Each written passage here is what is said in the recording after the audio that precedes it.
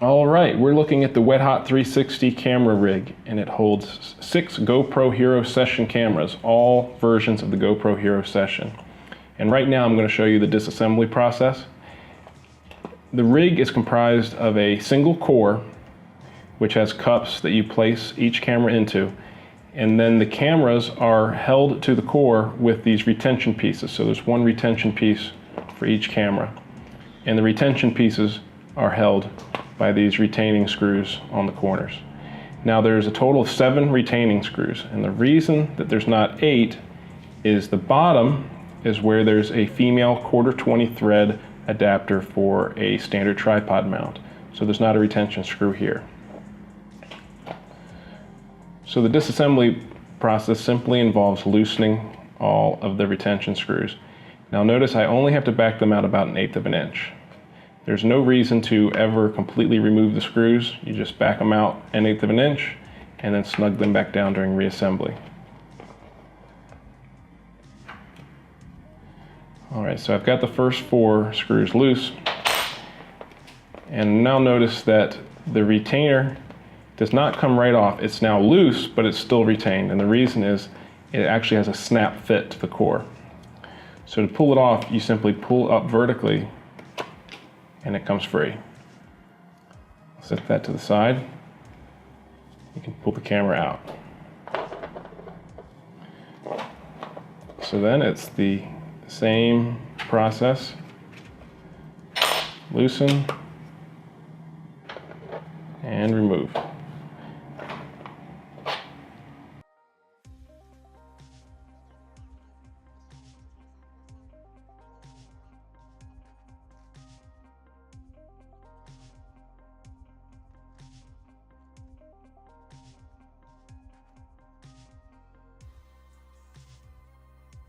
So there you have it. We just have the core, 6 retention pieces, 6 cameras, and our Allen key. So now I'm going to move these pieces out of the way, get rid of these cameras, and I want to show you some features of the core. On the bottom, as I mentioned earlier, is the 1/4-20 thread adapter, and this piece is mounted to the core with a socket head cap screw that is the same size as these retention screws. So when this unit is delivered, this is already tight, and there's no reason to ever disassemble this. However, if it does come loose, you can use the same Allen key. That you simply put it in the socket head cap screw and hold that steady, and you can hand tighten this adapter here, and it should tighten up.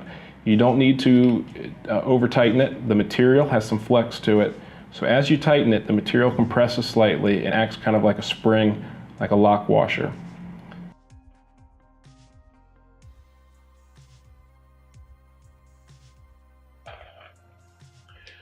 All right, this is the WetHot360 camera rig completely disassembled. I've got my core, my 6 retaining plates, and 6 GoPro Hero Sessions, and my 3/16 ball end hex key, which is included. So the way we start is by looking at the number on the cup. So each number has a number 1 through 6. This one's 1, this one's 5, and that corresponds to 2 things. That corresponds to my numbered GoPro Hero Session cameras, and that corresponds to the number on the retention plate. Each retention plate has its own number.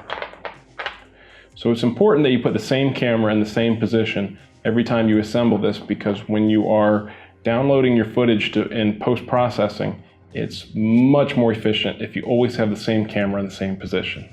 So we'll take camera number 1. That goes in cup number 1, and then the way you know how it goes in the cup is there are 2 cutouts, one for the door and one for the display. So the door has that additional rectangular cutout at the bottom, so I always use the door to index my camera. Put that in place. And it's okay if the camera is a little bit loose, because when these are tightened down, the camera becomes completely in compression and very tight. And another thing I'm going to point out before I get started is you see this step right here on the face of the camera? Well, there's also a step inside the retention plate, and that completely captures the camera. The camera cannot slide forward. So when this is in place, the camera is completely captured. We're not relying on friction or anything like that. It's physically captured. So again, we're going to slide camera 1 into cup number 1. And then we'll take the retention plate. And again, it's simply matching 1 to 1. And then press vertically down, it snaps into place. Now we're not going to tighten these yet because we're going to put the other retention plates on. But even though the screws haven't been tightened and the top plate is loose, you can see it's retained. So that really makes it easy during the assembly process. You don't have to worry about them popping off.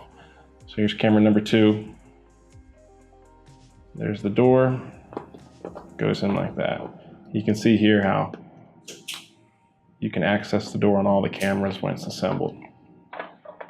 Here is retention plate number 2. Press vertically down, snaps into place. Move on to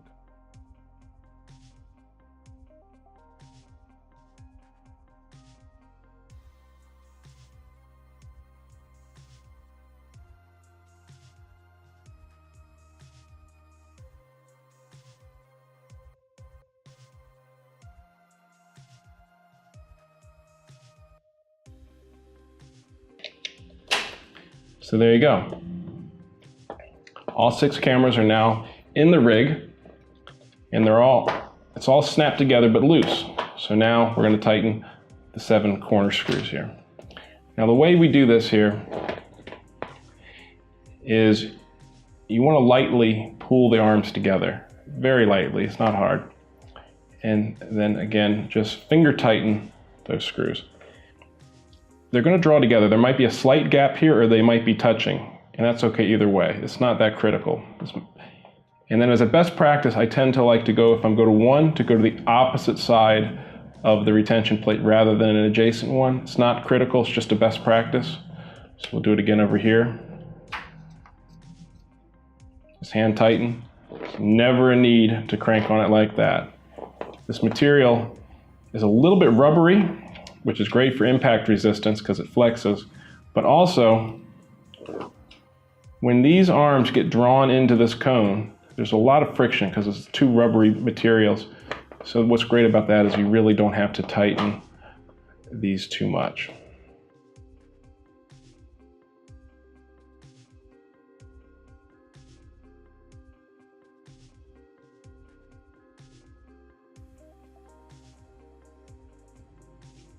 All right, let's check if we got them all. Looks good.